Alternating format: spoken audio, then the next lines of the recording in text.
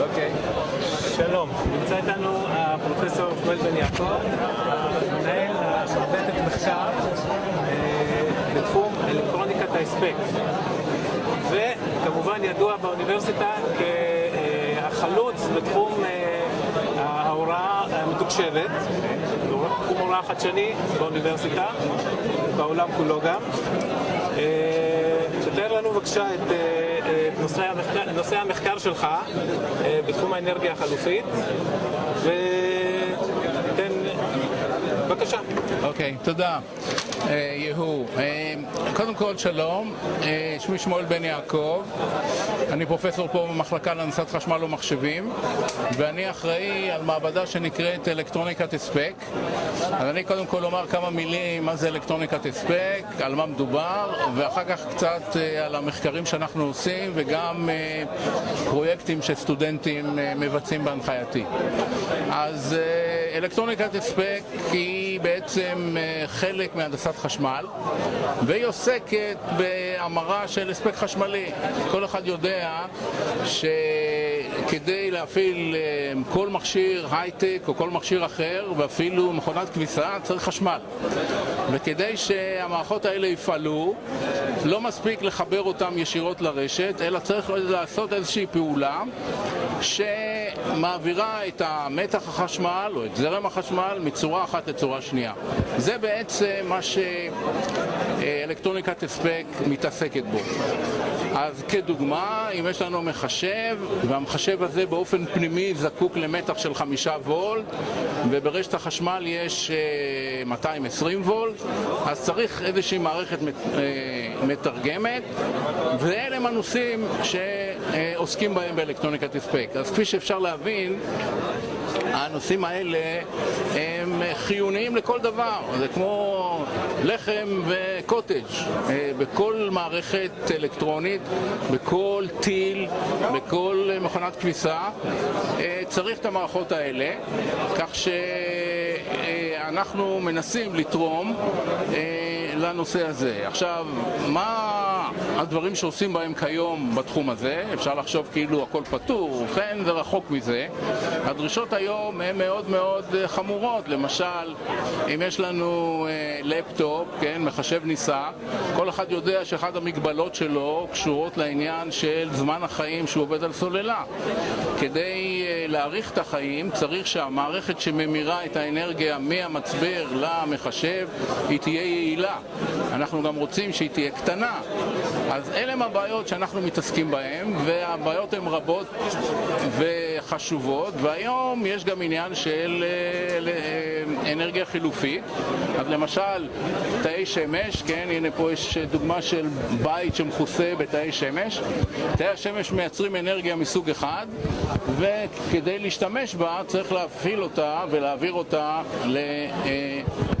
צורה אחרת, וזה בדיוק הנושאים שאנחנו עוסקים בהם.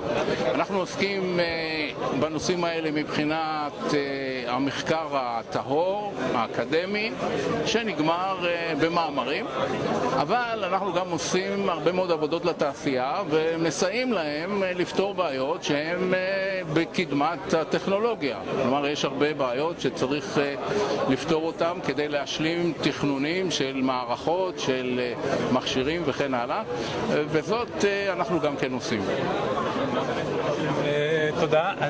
אתה יכול בבקשה לתת לנו, לפתור לנו את היתרונות, נעבור לתחום השני שלך, תחום ההוראה המתוקשבת. אתה יכול לפתור לנו את היתרונות בהוראה ממוחשבת? מתוקשבת? כן, אוקיי.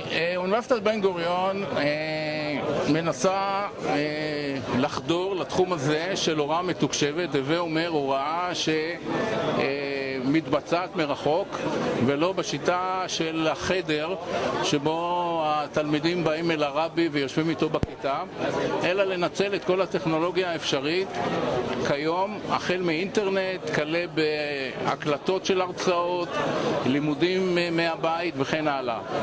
בשנים האחרונות אנחנו הולכים ומעצימים פה באוניברסיטה את הטכנולוגיה הזאת, והשיטות שפיתחנו מאפשרות עכשיו לסטודנטים לשבת בבית ולשמוע את ההרצאה. והיתרונות הם רבים. א', לא צריך להגיע לאוניברסיטה. ב', אם יש התנגשות בין הרצאות, זה כבר לא מהווה בעיה, כי אפשר לשמוע את ההרצאה מתי שרוצים. עניין אחר זה כמובן שאם למשל מפספסים משהו בהבנה, אפשר לחזור, לשמוע שנית, והדבר הזה משפר מאוד את יכולת הלמידה של הסטודנטים, והם מאוד מרוצים, וגם אנחנו מרוצים, מפני שבמידה מסוימת זה גם מסייע לאוניברסיטה, זה מקטין עלויות, בכך שאין צורך בכיתות מאוד גדולות עם הרבה מאוד סטודנטים, וגם בעצם אפשר בבת אחת ללמד קבוצות מאוד גדולות בלי לפצל כיתות וכן הלאה. השיטה הזאת מתפתחת יפה מאוד באוניברסיטה, יש עכשיו כמה פיילוטים שרצים, ואני מאוד מקווה שלא רחוק היום שבאמת סטודנטים יוכלו ללמוד את מירב המקצועות מהבית לנוחיותם ולתועלת האוניברסיטה גם כן. אתה יכול לתת לנו בבקשה דוגמאות של פרויקטים במעבדה? אוקיי. ואיך הן משתלבות עם הפרויקט שלך בהוראה? אוקיי, אז הפרויקטים שאנחנו עושים במעבדה, שנקראת המעבדה לאלקטרוניקת הספק, כוללים מגוון גדול של נושאים, החל מנושאים למשל שקשורים למערכות הגנה אלקטרוניות, שאנחנו עובדים עם רפאל ואנחנו מפתחים ומסייעים להם לפתח מכשור שיעזור בלוחמה מה שנקרא אלקטרונית. נושאים אחרים קשורים באמת לאלקטרוניקה של תאי שמש או אנרגיה ירוקה, למשל הנושא הזה שמיד אנחנו נרחיב עליו, ויש עוד נושאים רבים ושונים שכאמור נעשים הרבה פעמים עם חברות שזקוקות לסיוע כדי להפעיל את הפיתוחים שלהם, וזקוקים כמובן לחשמל, ואנחנו מספקים להם את החשמל בצורה שהם זקוקים לה. נחמד. אוקיי. אני מציע שנעבור לסטודנטים. אוקיי, אז יציגו את הפרויקטים. 100%. אז בשלב הזה אני אתן את רשות הדיבור לשני סטודנטים, נועם ואסיף, והם יראו פרויקט שהם עובדים עליו. הפרויקט משתלב בנושאים שאנחנו עוסקים בהם במעבדה. והפלקט הזה, הפוסטר הזה מתאר את הפרויקט, והם עכשיו יתארו פחות או יותר מה מהות הפרויקט ומה הם עושים. שלום לכולם, אני אסיף להב ושותפי נועם לדב, אנחנו מהמחלקה להנדסת חשמל ומחשבים, והפרויקט שלנו הוא ממיר אופטימלי לתאי שמש מחובר רשת בהנחייתו של פרופסור בן יעקב. אז כחלק מהמאמץ להגברת השימוש באנרגיה ירוקה נדרש לייעל ולהוזיל את התהליך של הפקת האנרגיה. אחת הדרכים להפיק אנרגיה נקייה היא בעצם מהשמש, אנרגיה סולארית, שלעומת שיטות הפקת האנרגיה המסורתיות שדורשות שריפה של דלקים שבעצם מזהמות את הסביבה ויוצרות זיהום אוויר, האנרגיה הסולארית שמופקת מהשמש היא אנרגיה נקייה שלא מזהם את האוויר. אז ניתן איזשהו הסבר קטן על המערכת שלנו ומה בעצם חדש בפרויקט שלנו. אז קודם כל רק נסביר שהפאנל הסולארי בעצם תפקידו להמיר את אנרגיית האור, אנרגיית השמש, לאנרגיה חשמלית. האנרגיה מגיעה בתצורה כזאת של זרם ישר, זרם שלא משתנה קבוע, ורשת החשמל דורשת זרם חילופין. זאת אומרת זרם שמשתנה כל הזמן. אז אחד הדברים שהמעגל שלנו עושה בעצם להמיר את הזרם הישר לזרם חילופין. מעבר לזה, בכל מה שקשור לייעול התהליך, על זה יסביר השותף שלי נועם. בבקשה נועם. שלום.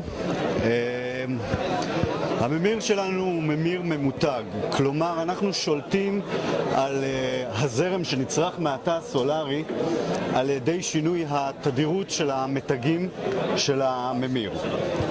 איך אנחנו עושים את זה? הגרף הזה מייצג את הגרף של המתח כפונקציה של הזרם של הפאנל הסולארי. ואנחנו יכולים לראות שהמכפלה שלהם נותנת לנו את ההספק. השאיפה שלנו להגיע למקסימום הספק. אם נסתכל פה על הגרף, אנחנו יכולים לראות שהנגזרת פה של הגרף היא חיובית, כלומר עולה, ואז אנחנו צריכים להגדיל את הזרם, וברגע שהנגזרת שלילית יורדת, אנחנו צריכים להקטין את הזרם. הקטנת הזרם, כאמור, והגדלת הזרם היא על ידי מהירות המיתוג. בסופו של דבר אנחנו מצליחים לסנטז במוצא הממיר עוד סינוסי שמתאים לרשת החשמל. אפשר לראות שבעיה נוספת שאנחנו צריכים להתגבר עליה זה אלו שינויים בעוצמת הקרינה של השמש.